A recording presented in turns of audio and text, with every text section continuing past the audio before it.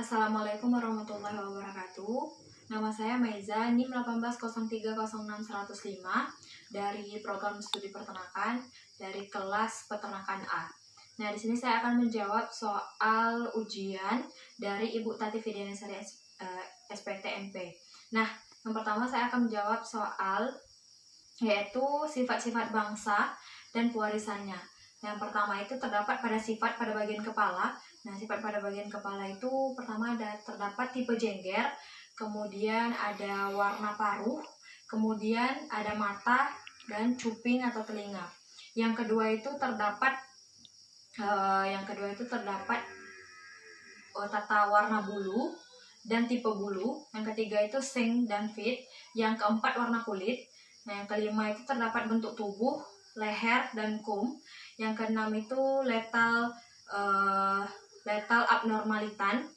Yang ketujuh itu terdapat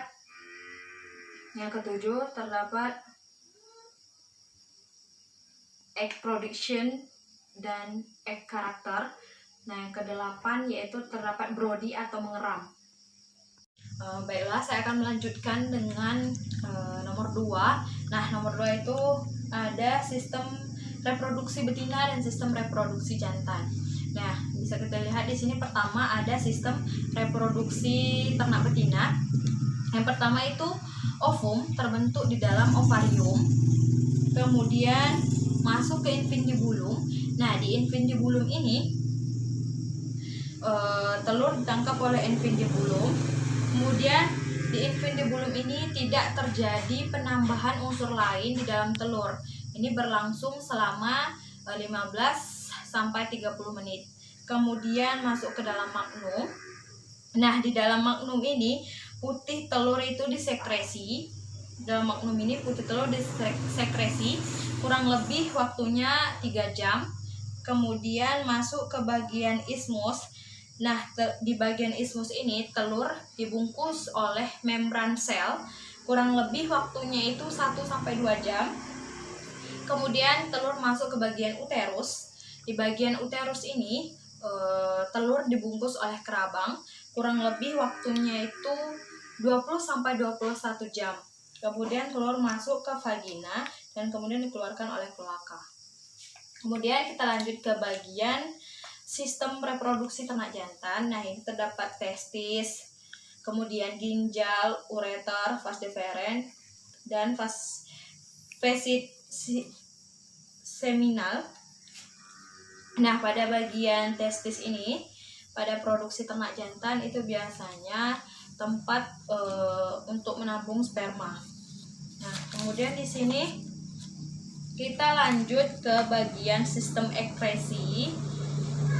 Ini terdapat sistem ekresi ternak jantan dan sistem ekresi ternak betina. Nah, pada sistem ekresi ini terdapat pengeluaran sisa bahan yang tidak diperlukan seperti feses dan urin. Nah, kemudian di sini ada sistem pencernaan. Nah, di sistem pencernaan ini yang pertama itu terdapat mulut.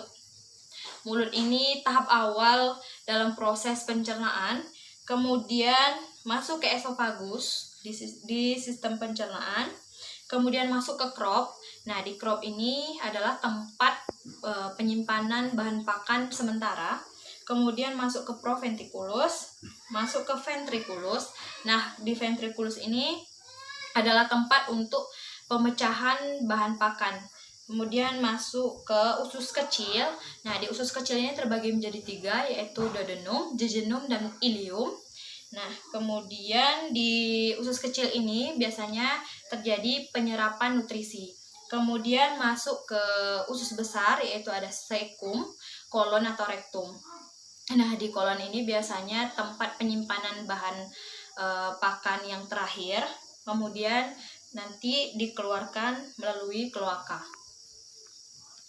Nomor 3, kita masuk ke bagian reproduksi betina pada proses bertelur.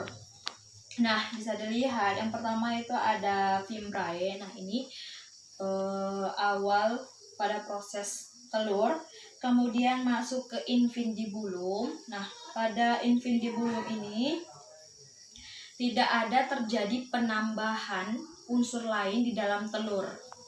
Kemudian ini infundibulum biasanya berlangsung kurang lebih 15 sampai 30 menit. Kemudian masuk ke bagian magnum. Nah, di bagian magnum ini putih telur disekresi itu kurang lebih selama 1 jam. Kemudian di bagian ismus, nah di bagian ismus ini telur masuk, kemudian mengalami pembungkusan membran sel. Ini berlangsung biasanya 2 sampai 3 jam. Kemudian masuk ke kelenjar kerabang. Nah, di kelenjar kerabang ini telur dibungkus oleh kerabang. Kurang lebih waktunya itu 20 sampai 21 jam. Kemudian masuk ke vagina dan dikeluarkan nanti oleh kloaka. Nah, di sini saya akan menjawab soal nomor 4. Nah, nomor 4 ini yang nomor 4 soalnya adalah faktor-faktor yang diperhatikan saat penetasan telur. Nah, faktor-faktor saat penetasan telur yang harus diperhatikan itu pertama adalah fumigasi mesin. Nah, fumigasi mesin ini adalah sebelum mesin digunakan itu harus difumigasi karena untuk mencegah penyakit menular. Kemudian yaitu temperatur penetasan. Nah, temperatur penetasan itu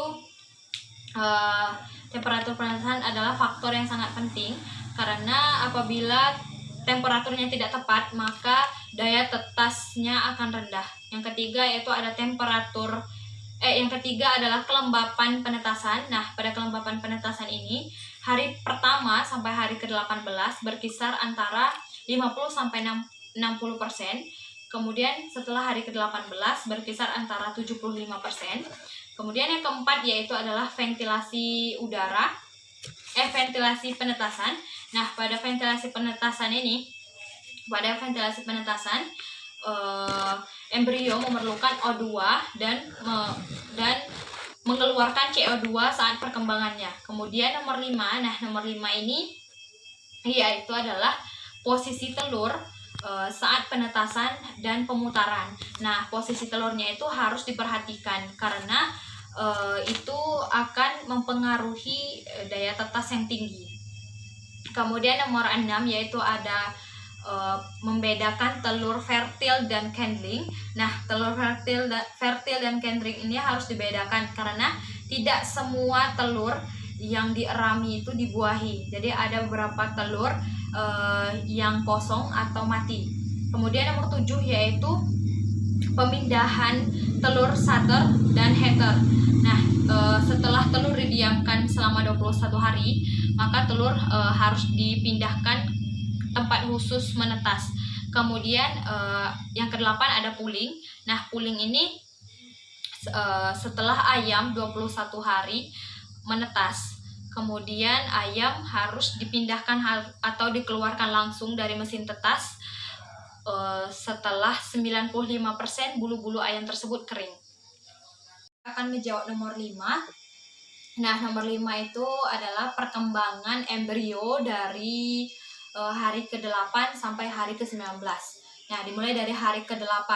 Hari ke-8 itu sudah pembentukan bulu. Kemudian hari ke-10 itu sudah pengerasan paruh. Kemudian hari ke-13 itu udah penampilan sisik dan kuku. Kemudian hari ke-14 itu embrio memutar kepalanya ke ujung tumpul telur.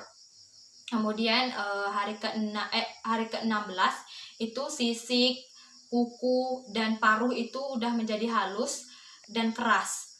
Kemudian hari ke-17 itu sudah paruh sudah memutar ke arah rongga udara. Kemudian hari ke-19 yaitu yolk sac memulai memasuki rongga tubuh.